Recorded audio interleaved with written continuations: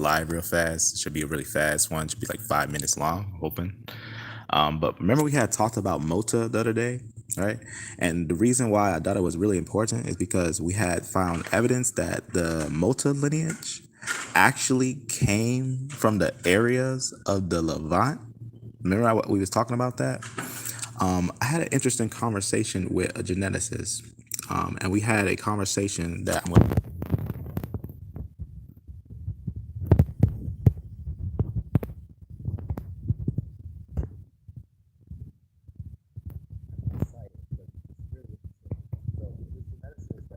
conversation with.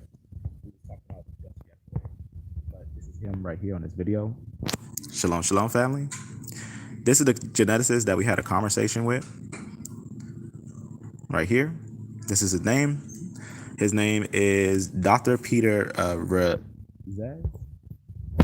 And I sent an email to him about some of the information on the MOTA, and I'm just going to quickly read what I sent, and I'm going to show you what I got in response. So this is what I said. Is it true MOTA is only 4,500 years old? Because there's a lot of fossils when you compare it to the out of Africa scale. That's tiny compared to out of Africa scale, because when they use genetics, they're using their scales and whatnot. But this is just going to also prove the point. Is it true that MOTA is only 4,500 years old, making all E1B1A Y DNA that is in Africa no older than the Bronze Age? I also saw your video, so that's the video I'm showing. I noticed it used a Bronze Age MOTA to determine if what was African. As I believe MOTA links to E1B1 star, right, of Natufians, which is P2, till PPNB, right, because we got a lot of E groups there, like E-M96. That's very important. That's a root lineage. So that's very important. Till pre-potty Neolithic B. Also, the way that is laid out with the understanding of the river is really important that we talked about. That later connection.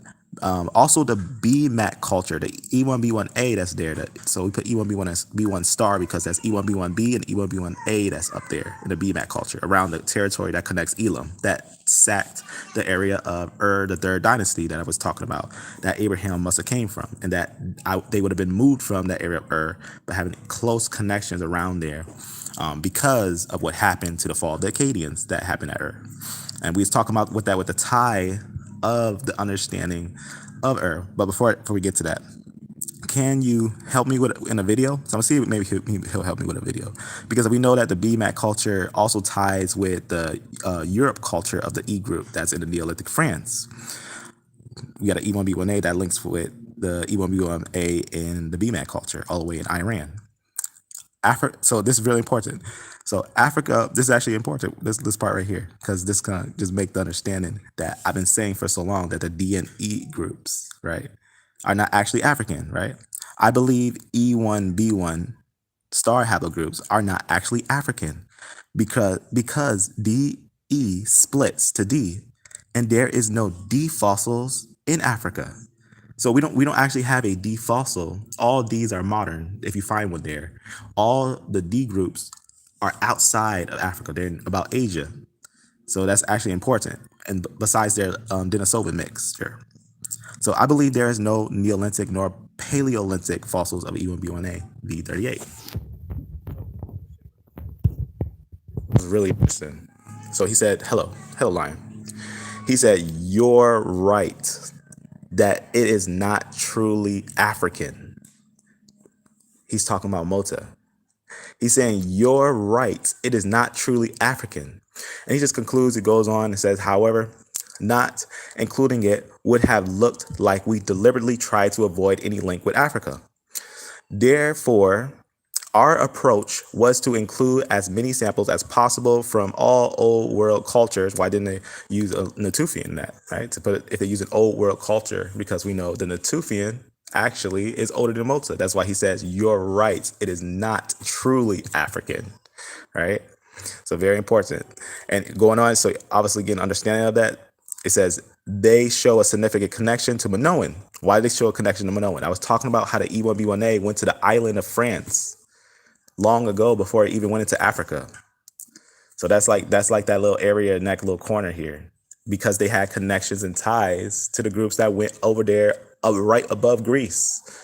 But they also had ties to Mesopotamia, and that's the group that took over the time of Akkadians. And we talked about that. We went over the fossils that was found in Ebla.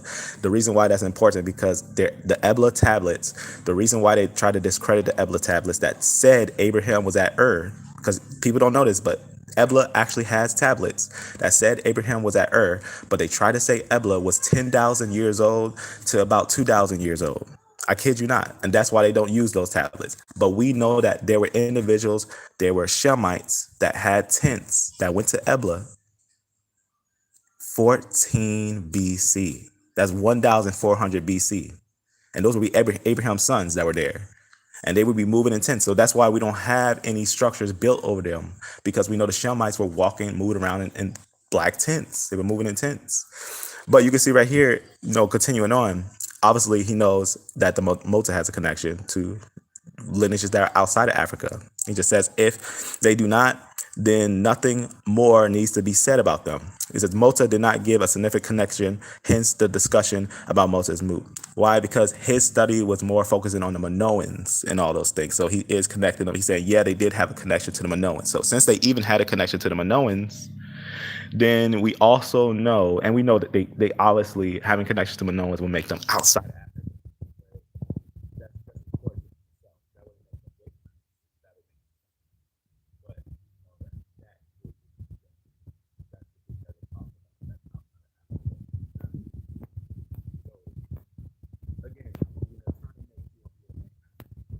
We got even geneticists saying, after we had said, is Mota actually African? That's the oldest E1B1A group.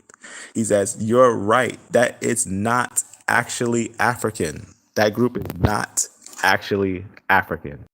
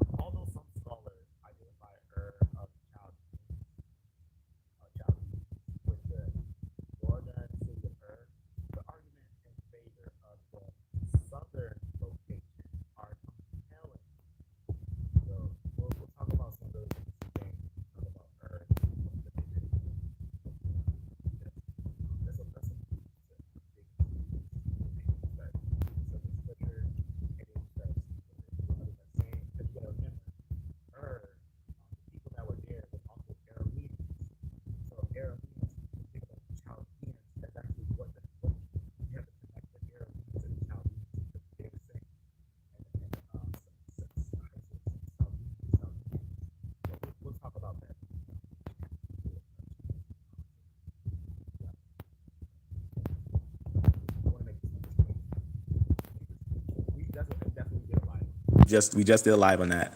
I'll put the live in the description, and we had a conversation just confirming what we have here. So one more time. Basically, I asked him, was the E1B1A Mota actually not African? Because in his study, he proven that it was not African because it had connections to other groups, and it must have moved somewhere else, picking up the L3 that actually links to Syria, and had moved into Africa. But that's why he says, you're right, that it's not truly African. So we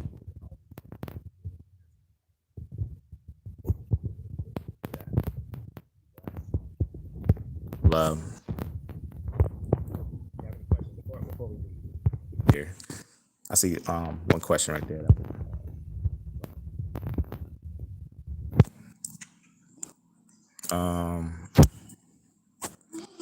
Let me look on another phone because I can't even see the question. I don't want to leave you hanging on there. All right.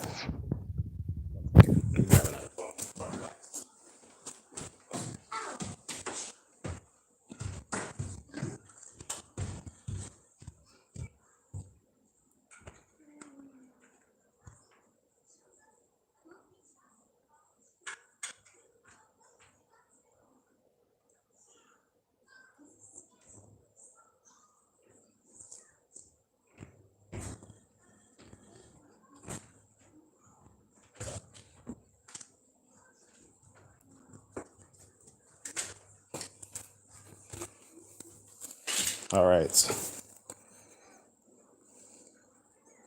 Let me just see what you were saying there. But yes, MOTA, if you want to get the full picture of it, I can show you something real fast with MOTA.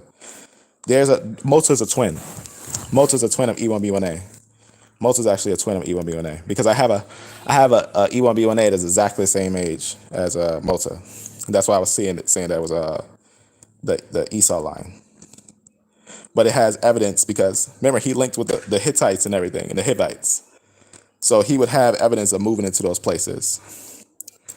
And that's kind of what I suspected. And it makes perfect sense. All right, let's see. Okay. Let me see. So no E1B1A in Africa before MOTA. No E1B1A in Africa before MOTA. There is no E1B1A in Africa before MOTA. Also, if someone is, we had a conversation about an E1B1A was apparently in Iberusians.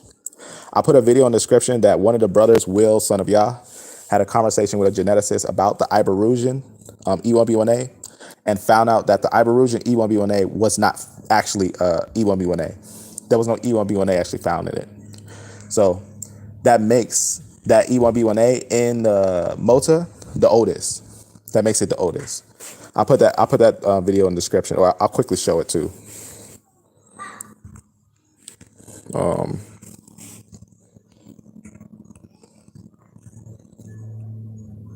Will, right there. He did a video on it right here. This is the video you want to see. He did a video on a very interesting fact right here. And I'll show you what he found out. So we know that the oldest E1B1A is MOTA, pretty much. And that also is concluded now that by a geneticist that MOTA is not truly African. So you're right, that is not truly African. Very important. So with that, let me make sure, let me see how long we went, just to kind of even it out, make the live kind of not so long. All right, so we'll end it at the 15-minute mark. Just to conclude it one more time. So we already, yesterday, why that lie was so long, I guarantee you it's undebunkable. It's undebunkable because it's all solid facts. It's all solid facts all around. So we already identified Abraham at Ur, and we also found evidence at Ebla. Right here, you can see there's a lot of writings at Ebla that Abraham was at Ur, but some people try to discredit the information from Ebla because they try to say that it was 10,000 years old to 2,000 years old. But we have evidence genetically that individuals at the land of Ebla was 14 BC, was in the time of 14 BC. And the reason why they didn't have structure built there was because the fact that they walked in tents. Those were the Shemites, and they were writing in the lands of Ebla, and they were writing about Abraham because they were children of Abraham in the 14 BC. That's 1,400 BC, right? That's 3,400 years ago. And we have those writings of Abraham at Ur because they are children of Abraham at Ebla. So, and that's what we were talking about yesterday. I put a timestamp, and I'll put the children found at Ebla that would have wrote those Ebla tablets. That's important. So that's what we confirmed, that not only is Abraham at Ur, and people at Ebla witnessed that Abraham was from Ur, from the Ebla tablets, and we know the Chaldeans are I don't know, keep getting this word weird. Arameans. We know that the Chaldeans are Arameans, and they have ties to that whole area. So you can see when going over these things, I put this in the description, so if you want to read a little more in it, you can get a little understanding of it. But this is what we confirmed, that Abraham was from Ur, and the E1B1 groups were up in the lands of Mesopotamia. Those were the Shemites that dwelled in tents, that settled around. That's why we don't have any structures built over there, but we have some of the writings that were there.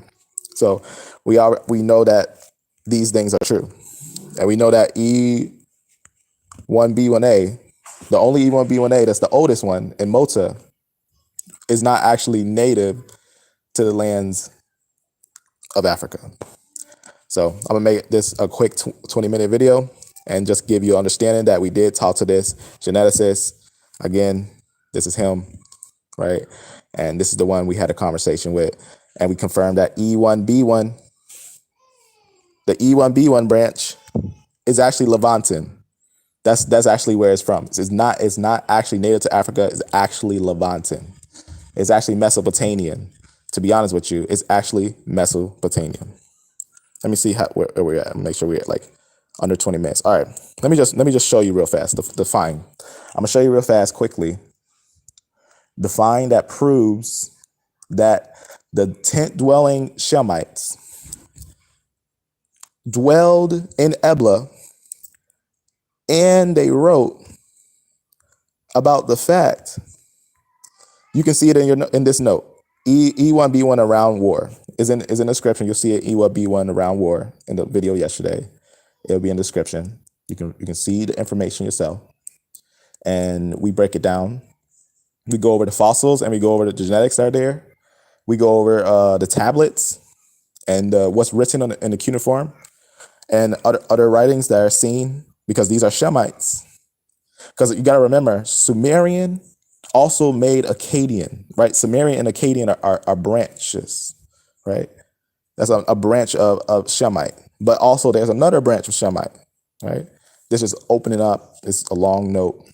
It got bigger. As these notes get bigger, they take longer to load. But once they load, as you can see, they're like scrolls. And I make them for you. These, right? So that you can use them whenever you want. But look at this. Here's the sheet. I'm gonna quickly read to how we know this is it, because we was talking about a relationship with one of the kings of to Urkesh, right? This is from one of the kings of right? Nerasim was writing, and it's confirmed that he had made a marriage alliance with Urkesh.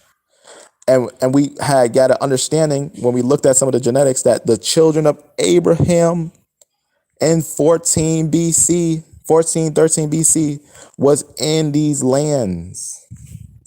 And these are the ones who wrote in the Ebla tablets that Abraham was at This is the contact right here. I'm trying to make it a short 20-minute thing, but it should be done once I just show you this one right here. Just to show you that these are actual Abram. I like that. Abram. Right, because remember, he was first Abram before he was Abraham. So here's another one you can see right here in connection to the family's ties, right? You can see what's going on there. And remember, I already talked about how these cities are connected. Ebla, Alika, in connection to the groups of these groups, right? So very important.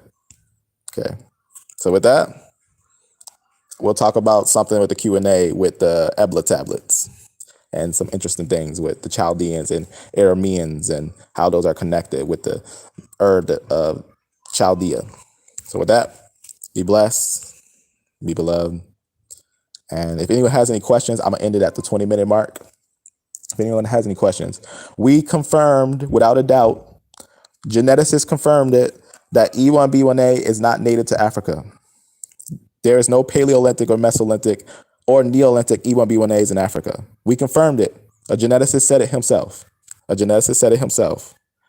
And we also can confirm that the Ebla tablets aren't as old as they try to make it, right? That's the live that's coming next Sunday. Next Sunday is coming, right? Y'all willing. It's going to be deep, right? We're going to confirm those Ebla tablets aren't as old as they think they are. The ones that actually says Abraham or Abram in right? Because that picture that you see on there is a real picture. Be blessed, be beloved, and amen.